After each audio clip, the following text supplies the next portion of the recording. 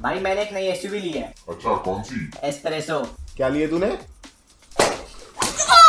तो दोस्तों अगर आप भी परेशान हैं कि आपके जो आसपास के लोग हैं वो इसे भी एसयूवी कंसीडर करते हैं और इसे भी, तो इसलिए आज हम बात करने वाले हैं एसयूवी के सारे टाइप्स के बारे में, उनकी बॉडी शेप्स के बारे में और कौन सी गाड़ी असलियत में एसयूवी है भी और कौन सी नहीं। पहले दोस्तों आते हैं एकदम बेसिक्स में, एकदम फंडामेंटल्स में, जिसमें एसयूवी होती क्या है। तो एसयूवी एक 2 बॉक्स वाली गाड़ी होती है जिसमें एक बॉक्स में गाड़ी का इंजन होता है और एक बॉक्स में जो गाड़ी का कार्गो है और जो गाड़ी की सीटिंग कैपेसिटी है वो होती है। इस गाड़ी में आपको थोड़ी बढ़िया ग्राउंड क्लियरेंस मिलती है एज कम्पेयर टू एक एवरेज गाड़ी, और इस गाड़ी में आपको on an average all wheel drive system मिलता है जो कि आजकल मिलता नहीं है, पर एक एसयूवी की डेफिनेशन में होता है कि आपको एटलीस्ट ऑल व्हील ड्राइव या फिर आपको 4 व्हील ड्राइव सिस्टम मिलेगा। पर दोस्तों प्रॉब्लम ये आ रही है कि आजकल जो लोग हैं वो इस वाली डेफिनेशन को भूलते जा रहे हैं और ऐसी चोमू गाड़ियों को एसयूवी कंसीडर कर रहे हैं जो कि है भी नहीं। और इसलिए आपको एसयूवी की क्लासिफिकेशन देने से पहले आपको डिफरेंस पता होना चाहिए क्रॉसओवर के बीच में और एक एसयूवी के बीच में, जिसमें दोस्तों अगर आप में दिमाग है तो नाम से ही समझ आ रहा होगा क्रॉसओवर मतलब 2-3 चीजों का क्रॉस या फिर मिक्स। जिसमें जो एक क्रॉसओवर होती है उसमें आपको नॉर्मल गाड़ी वाला प्लेटफॉर्म मिलता है जैसे एक सेडान हो गई या फिर एक हैचबैक हो गई, लेकिन इस गाड़ी में थोड़े बहुत चेंजेस करके इसकी हाइट में, इसके व्हील बेस में और इसकी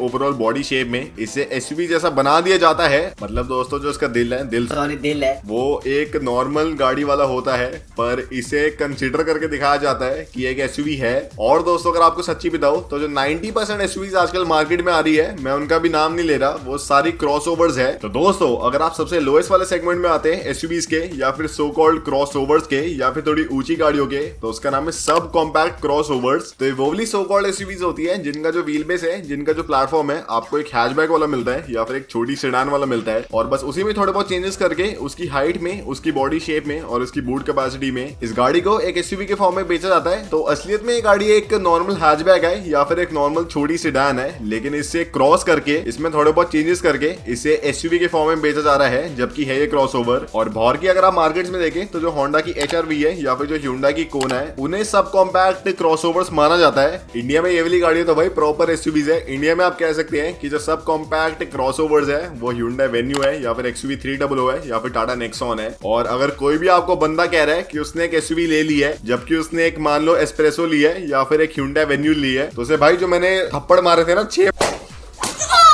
कोई उसकी एसयूवी नहीं है, एक क्रॉसओवर है जिसकी हाइट थोड़ी बढ़ा दी गई है और उसे एसयूवी के फॉर्म में बेचा जा रहा है। एकदम झूठ आ रहा है भाई मार्केट में। फिर दोस्तों इसके ऊपर आती है कॉम्पैक्ट क्रॉसओवर्स, जिनका जो साइज है थोड़ा बड़ा होता है as compare to sub compact crossovers. और इनमें आपको ऐसा नहीं है कि आपको बढ़िया ऑफ रोडिंग मिलती है या फिर आपको बहुत ही ऊंची हाइट मिलती है या फिर आपको बढ़िया कैपेबिलिटीज मिलती है। बस इन वाली गाड़ियों में आपको थोड़े बढ़िया फीचर्स मिलते हैं और आपको थोड़ी बढ़िया इंटीरियर स्पेस मिलती है as compare to sub compact crossovers. और बाहर की मार्केट में या फिर अमेरिका में जो टोयोटा की RAV4 है या फिर जो किया की स्पोर्टाज है, उन्हें कॉम्पैक्ट क्रॉसओवर्स कंसीडर किया जाता है। पर इंडिया में ये वाली गाड़ी भाई प्रॉपर महंगी गाड़ी है। इंडिया में आप कह सकते हैं कि जो ह्यूंडई की क्रेटा है या फिर जो किया की सेल्टोस है या फिर जो MG की एस्टर है, वो सारी कॉम्पैक्ट क्रॉसओवर्स है। और अगर आपको कोई ऐसे बंदा बोलता है कि उसने क्रेटा लिया है और एक एसयूवी ले ली, तो भाई उसे सिर्फ 2 मारने, ज्यादा वायलेंस नहीं फैलानी।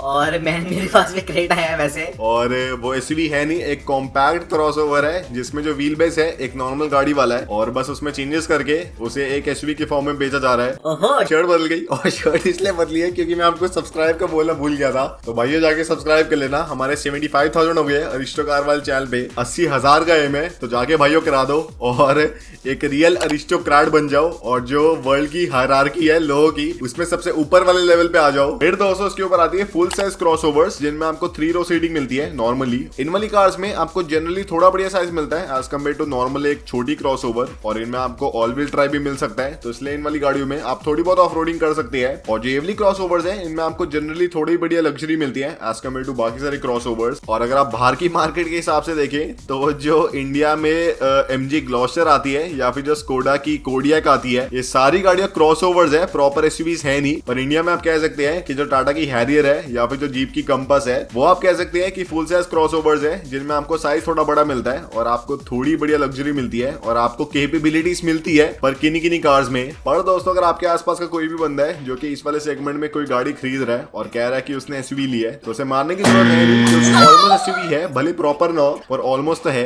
तो इसलिए भाई उस वाले बंदे के साथ कोई भी ऐसे वायलेंस वगैरह फैलानी नहीं है, एकदम भाईचारा बना के रखना है और उससे आगे उसकी गाड़ी में भी बैठना है। तो दोस्तों अगर आप देखें तो इंडिया में जो 90% गाड़ी आ रही है इन्हीं 3 क्रॉसओवर वाले सेगमेंट में आ रही है। अभी हमने एसयूवीज का सेगमेंट स्टार्ट भी नहीं करा है और जो इंडिया की 90% एसयूवीज है वो खत्म हो चुकी है। और अब दोस्तों आती है एसयूवीज में, जिसमें जो एसयूवीज का सबसे छोटा सेगमेंट है, जिसमें आपको सबसे छोटा साइज मिलता है और आपको सबसे बढ़िया मजा मिलता है, उसका नाम है मिनी एसयूवी, जिनकी अगर आप एवरेज लेंथ देखें तो 3.4 मीटर के आसपास होती है। और इनमें आपको जनरली 2 दरवाजे मिलते हैं और आपको जो हाइट है काफी ऊंची मिलती है। और इन वाली कार्स को जापान में इनिशियली लॉन्च किया गया था की कार्स के फॉर्म में, ताकि आपको बढ़िया ऑफ रोडिंग मिल जाए थोड़े छोटे साइज में, और जो टैक्सेशन है कस्टमर्स का वो भी बच जाए। और जो बाहर की मार्केट्स में मिनी एसयूवीज है, फॉर एग्जांपल सुजुकी जिम्नी या फिर टोयोटा पजेरो मिनी, ये सारी मिनी एसयूवीज है जो कि जापानीज मार्केट में ज्यादा फेमस है। और इंडिया में आप कह सकते हैं कि जो महिंद्रा थार है एक थोड़ा बहुत एग्जांपल है मिनी एसयूवी का, प्रॉपर नहीं है पर थोड़ा बहुत है, क्योंकि उसकी लेंथ थोड़ी बड़ी है इनसे। और काफी सारे लोग ऑफेंड हो जाएंगे कि थार को मिनी एसयूवी बोल रहा हूँ, पर है भाई वो थोड़ी छोटी है ही वैसे। फिर दोस्तों इसके ऊपर आती है मिड साइज एसयूवीज, जो कि जनरली थोड़ी बड़ी होती है, जिनमें आपको थोड़ा बढ़िया साइज मिलता है, आपको 4 व्हील ड्राइव सिस्टम मिलता है, आपको बहुत ही बढ़िया ऑफ रोडिंग मिलती है और आपको बहुत ही बढ़िया ग्राउंड क्लियरेंस मिलती है। और इस वाले सेगमेंट में अगर आप देखें तो जो फॉर्च्यूनर है, जो फोर्ड ब्रोंको है, जो जीप ग्रैंड चिरोकी है या फिर जो BMW X5 है, वो सारी गाड़ियां इस वाले सेगमेंट में आ रही है। हमें लगता था कि जो फॉर्च्यूनर है वो एक फुल साइज एसयूवी है और जो ग्रैंड चिरोकी है भाई कुछ ज्यादा ही बड़ी एसयूवी है, पर ये सारी मिड साइज एसयूवी है। अगर आप प्रॉपर डेफिनेशन के हिसाब से देखें तो कोई भी बंदा अगर चौड़ा हो रहा है कि उसने बहुत ही बड़ी एसयूवी ले ली है, एक फॉर्च्यूनर लेके या फिर एक जीप ग्रैंड चिरोकी लेके, भाई उसने एक मिड साइज एसयूवी ली है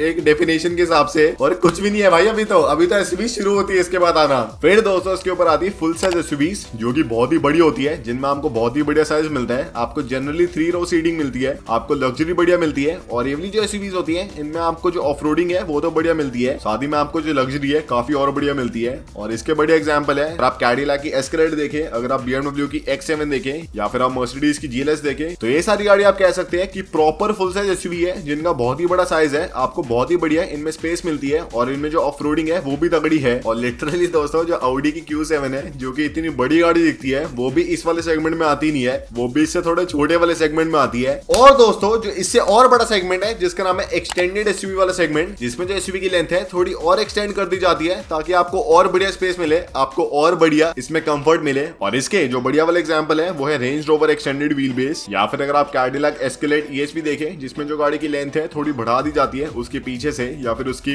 रेयर वाली सीट से, जिससे या तो इन वाली कार्स में आपको बढ़िया बूट स्पेस मिलती है या तो आपको बढ़िया लेग स्पेस मिलती है। और जनरली ये जो एक्सटेंडेड एसयूवीज होती है इनमें आपको थोड़ी कम बढ़िया ऑफ रोडिंग कैपेबिलिटी मिलती है एज कम्पेयर टू जो इनका छोटा वाला वर्जन है या फिर जो इनका नॉर्मल वाला वर्जन है। और दोस्तों आजकल एक और सेगमेंट चल गया है एसयूवीज का, जिनका नाम है कूपे एसयूवीज, जिसमें मैंने वीडियो बनाई थी, उसका लिंक डिस्क्रिप्शन में होगा। और इन वाली एसयूवीज में आपको जो रूफ लाइन है थोड़ी स्लोपिंग वाली मिलती है, आपको थोड़ा स्पोर्टी स्टैंस मिलता है, साथ ही में आपको थोड़ी बढ़िया परफॉर्मेंस मिलती है, आपको थोड़ी और बढ़िया एरोडायनामिक एफिशिएंसी मिलती है। और ये वाली जो एसयूवीज है जनरली थोड़े जवानों के लिए होती है, जैसे मैंने आपको उस वाली वीडियो में बताया था कि जनरली जो कूपे एसयूवीज के बायर है थोड़े कम एज के होते हैं एज कम्पेयर टू एक नॉर्मल एसयूवी के बायर। और इसके बढ़िया एग्जांपल है BMW की X6 या फिर X4 या फिर GLC कूपे या फिर GLE कूपे। तो इसलिए दोस्तों अगर आपको अब समझ आई हो कि जो एसयूवीज की हायरार्की है काफी अलग लेवल की है एज कम्पेयर टू किसी भी और कार का सेगमेंट, क्योंकि जो कार ब्रांड्स हैं उन्होंने जो लाइन है क्रॉसओवर के बीच में और एसयूवी के बीच में इतनी ज्यादा ब्लर कर दी है और ऐसे इंटरचेंज करने लग गई है कि जो कस्टमर है उसे समझ ही नहीं आ रहा कि वो क्या ले रहा है। और इससे उनका बेनिफिट क्या हो रहा है कि जो कस्टमर है उसे लग रहा है कि वो एक बहुत ही बड़ी गाड़ी खरीद रहा है, जबकि वो एक छोटी गाड़ी का बड़ा वर्जन खरीद रहा है, अगर उसकी सेंस बनती है। और यही आज की वीडियो में, अगर आपको पसंद आए तो लाइक शेयर सब्सक्राइब कर देना। और इस वाले एपिसोड का एम रखते हैं अराउंड 5000 सब्सक्राइबर का, अगर आप सब कंप्लीट करा सकते हो तो बहुत ही आपका धन्यवाद, करा देना यार।